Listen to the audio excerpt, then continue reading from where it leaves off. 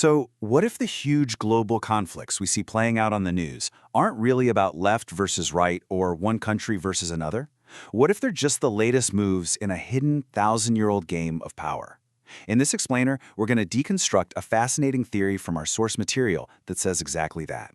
It's a story that connects empires, high finance, and a level of strategy that's, well, it's pretty hard to wrap your head around. In this quote right here, it really gets to the heart of the whole thing. It suggests that all the powers we see, the famous families, the big institutions, the political leaders, they're just players. They're temporary. So the real question is, if they don't own the table, who does? All right, here's our roadmap. We're going to start with the clashes happening right now. Then we're going to jump in a time machine and trace this system's alleged roots. We'll look at its main weapon, uncover who supposedly is sitting at the very top, and then, finally, we're going to connect all the dots. Okay, first up, let's talk about today. The source material argues that what we're witnessing isn't just politics as usual. It's a fundamental war between two completely different operating systems for how the world should be run. So on one side, you have what the sources are calling the American system. Think national sovereignty, policies that favor the workers, and real economic independence. But on the other side, you've got the British imperial system. This one's all about globalization, a world order run by bankers, and a model that relies on things like central banking and endless wars. The theory basically claims that the populist movements we've seen recently are an attempt to bring back that old American system.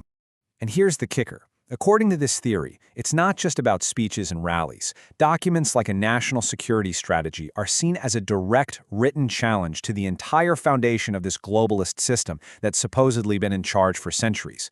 It's a declaration of war, on paper. But where did this imperial system even come from? Well, the sources argue that to understand it, you have to trace a kind of political and financial software, an operating system that was coded centuries ago and then exported around the world.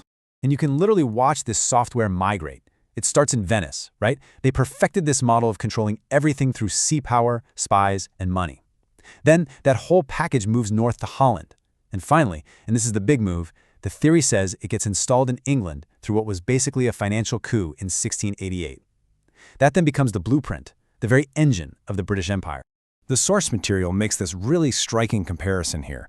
It says the British Empire basically copied the Roman playbook.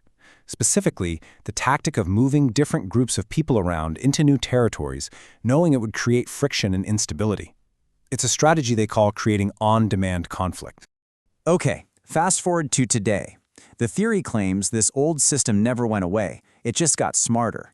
It's now attempting what's called a passive-aggressive reoccupation.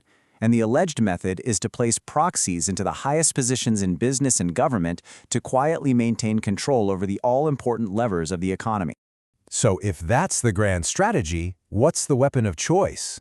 The theory points to a very specific playbook, a financial weapon that's allegedly used to take over entire countries from the inside out. And it's got a name, the Financial Kill Chain, or FKC for short. Think of it as a repeatable, step-by-step instruction manual for trapping a country in debt, stripping it of its valuable assets, and then just sucking out all the wealth. And here are the 7 steps to that playbook. It starts with getting your people inside a country's key institutions. Then, you trap the nation in massive debt, usually through engineered wars. After that, you identify all of their most valuable assets. The next move, you intentionally destabilize their economy to create chaos.